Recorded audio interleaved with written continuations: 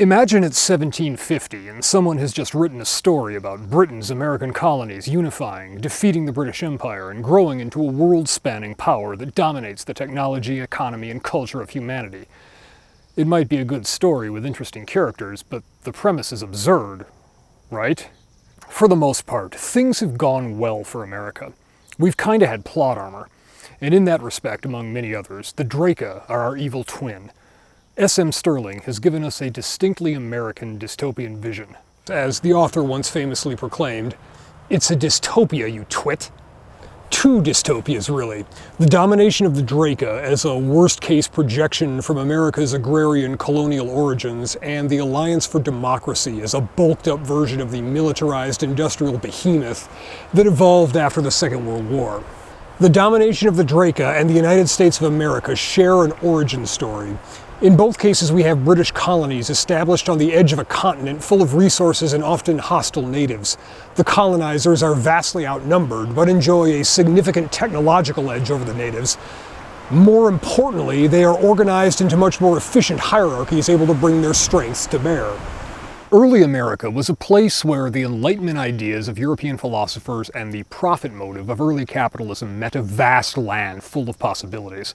But under that striving for liberty and the call of the frontier were the dark sides of slavery and extermination. These are two very different faces of early America, still a fracture point in modern politics. Both are true, but only when taken together. America gradually cast off its most onerous practices, struggling first to contain slavery before nearly being torn apart in a war that finally ended it in law, and decades more to end the last vestiges of it in practice.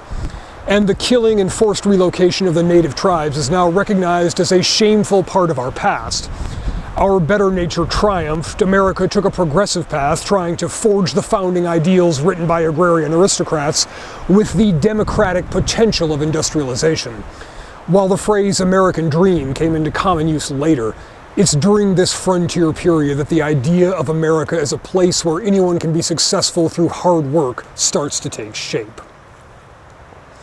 The Draka are a dystopian reflection of that early America embracing its darkest aspects.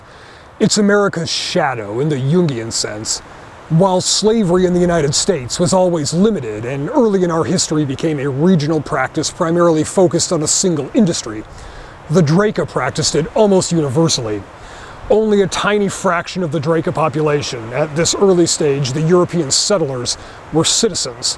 Everyone else was property, defined as serfs and technically debtors subjected to indentured servitude, but effectively slaves either of an individual, a business, or the state.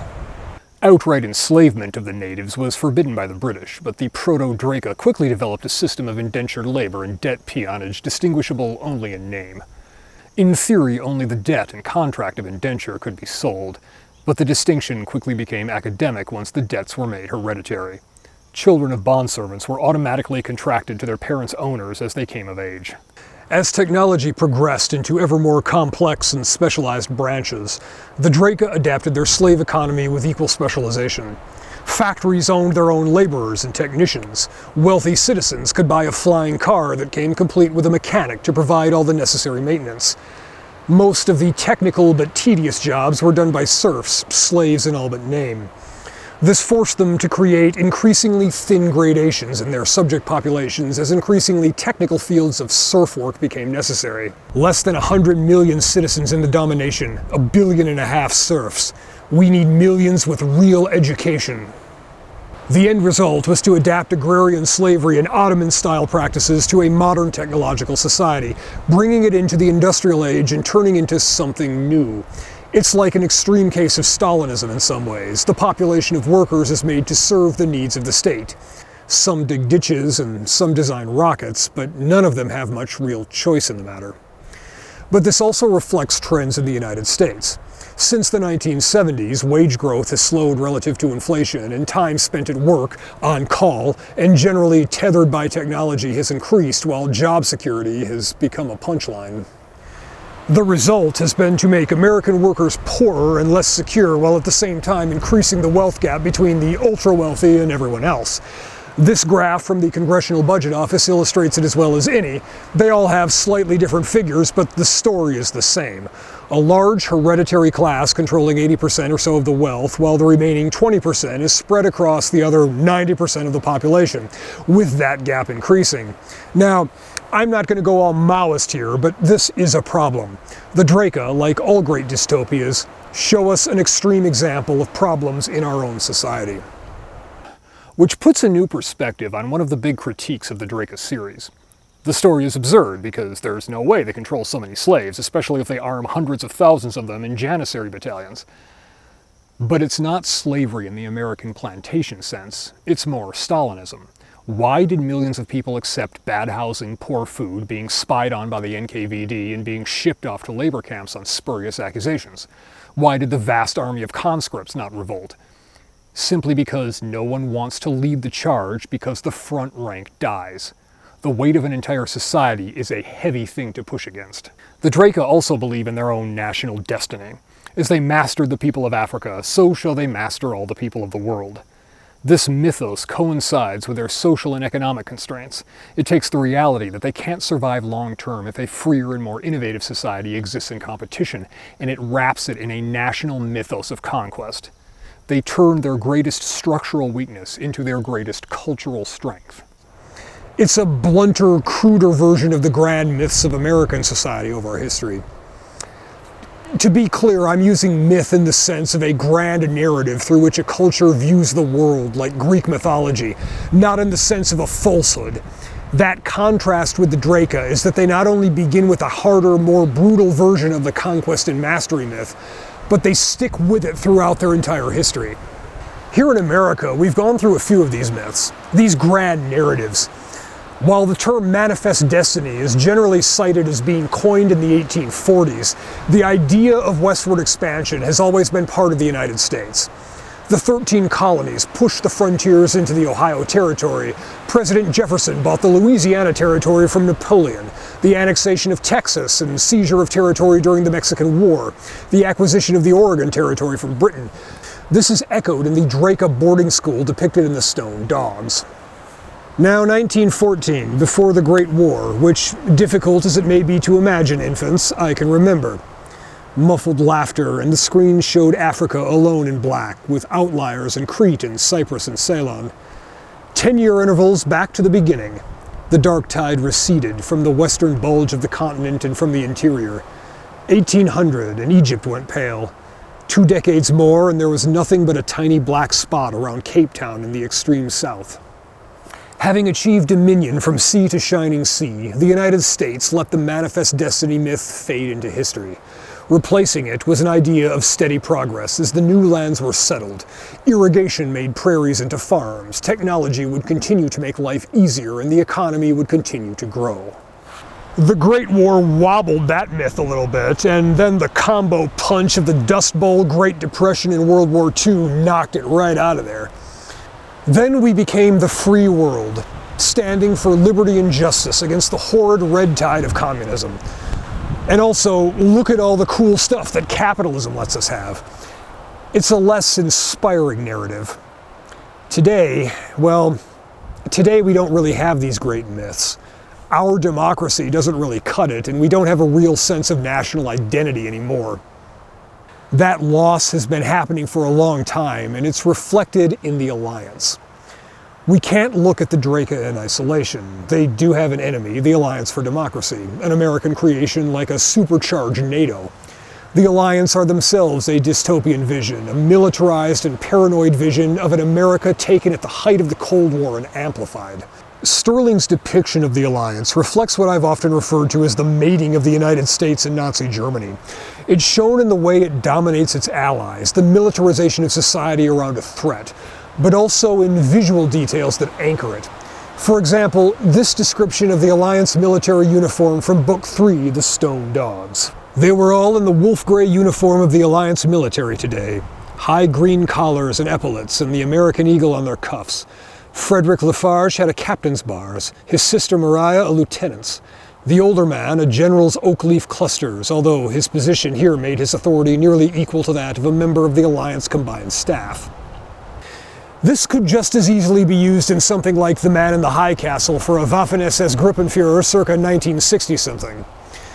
Just as the Draka are a pre-modern dystopian vision of where America might have gone, the Alliance is a post-World War II dystopia combining the assimilation of Nazi Germany and the Cold War anxiety into a world-spanning empire of America and its vassal states.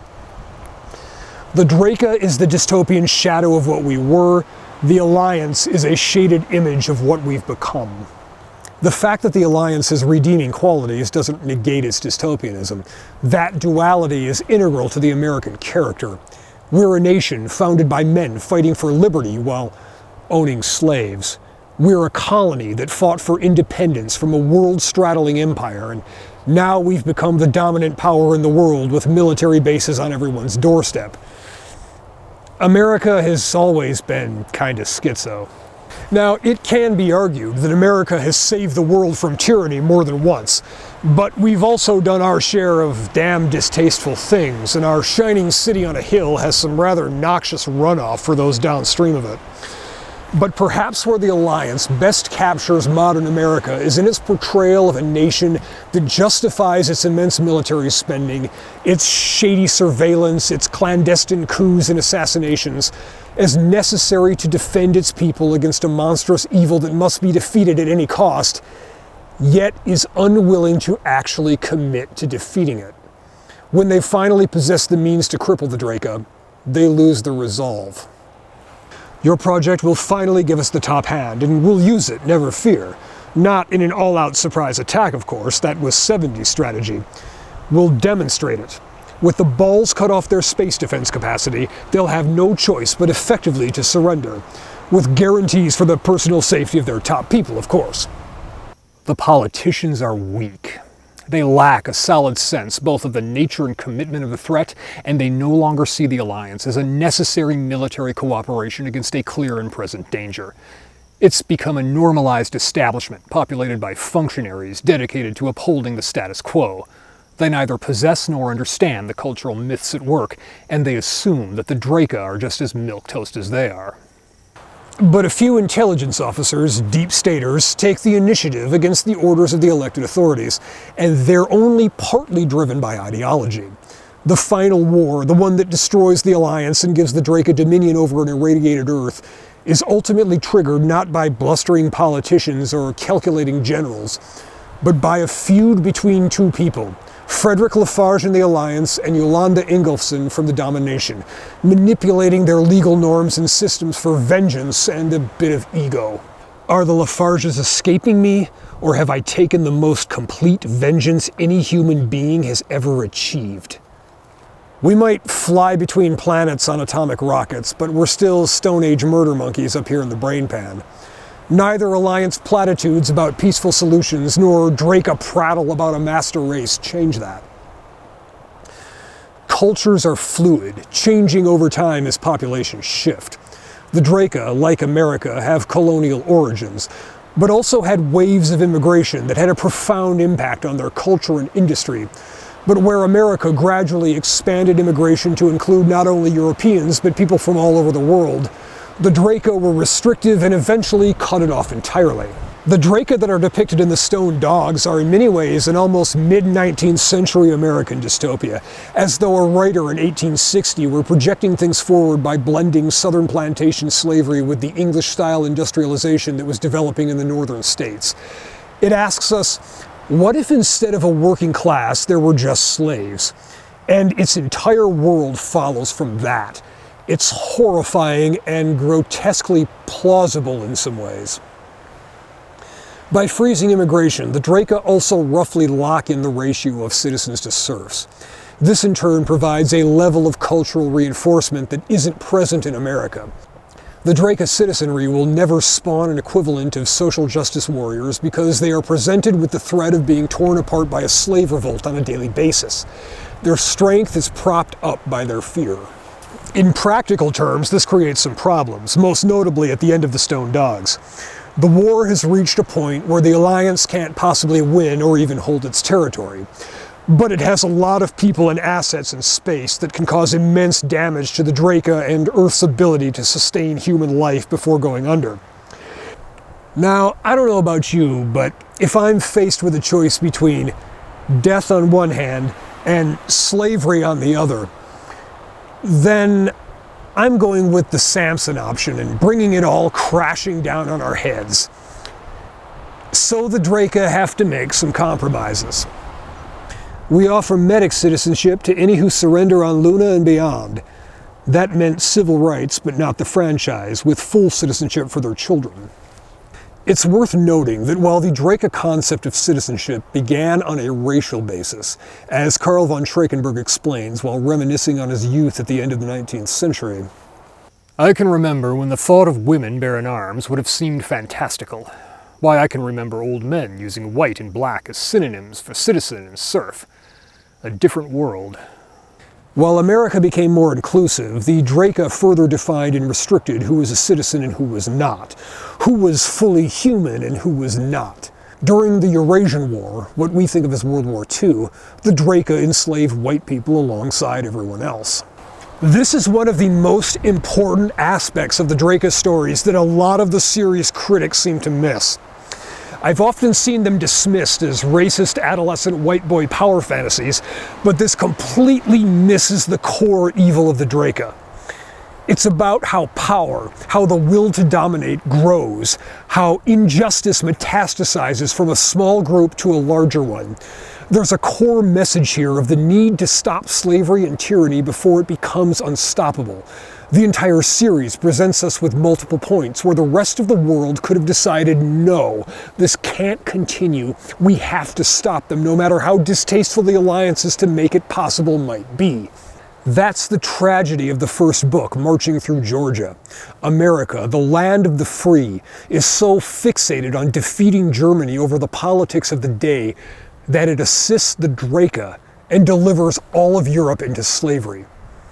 They call their country the domination. It's spelled right out there. Power serves its own ends, and those who have it don't want to share it. The increasingly restrictive Draka citizenship is an illustration of the tendency for any ruling class to increase its collective power while restricting the ability to join it. The Draka definition of citizenship isn't what we understand as a legal framework defining what nation's taxes we have to pay, where we can vote, what legal protections we have. Draka citizenship is merely whether you were born into the aristocracy or not. If you were, you won the lottery. If you weren't, you can never be more than a slave. But serfs are given avenues to improve their conditions. If you're smart and obedient, they'll teach you to read and give you technical work that comes with better living arrangements, perhaps even a private room. Young men can try to become janissaries, state-owned soldiers that enjoy better food and an easy retirement if they survive their military career. The non-citizen population is herded into competing against each other for the chance to get just a little closer to that upper class that they can never actually become part of. It's not all that far removed from our present-day class structure. While the conflict between the Draka and the Alliance is heavily influenced by the Cold War, it can also be seen as an allegory of a split in the American self-understanding. It not only pits a colonial, agrarian, slaveholding system against an industrial capitalist system, much like the American Civil War did, but in so doing, it reflects the America-centric worldview that dominates not only popular perception, but policymaking. American culture leaves a deep footprint around the world. The dollar is effectively the world currency, for the time being anyway, and the American political class, regardless of party affiliation, consistently acts in its own interests. And the Draka novels slyly parody this. Both the Draka and the Alliance are British colonies that grew up. They have the same roots, they're siblings arguing over who inherits the earth. The Draka novels are a multi-layered study of America's history and culture. They highlight our failures. They show us the worst reflection, not only of who we were, but who we've become. And if read straight on, fully accepting their premise, they make us ask ourselves some tough questions. Now, I'm absolutely not saying that Under the Yoke is high literature on par with Orwell's 1984 or Dostoevsky's Notes from Underground. There's a bit too much lesbian sex between super fit women in the Draka books to take them entirely seriously. But that too is part of their American dystopian quality. Our culture has had a Puritan streak from the start, this modest propriety that we project, but underneath it there is a level of base carnality that can make a Roman nobleman blush. The Draka books throw that right in our face, a joke at our expense. And more broadly, the Draka trilogy does the same to our entire history, from the colonies to the Cold War. I know, there's a fourth book, but Dracon is its own thing. We'll talk about that eventually.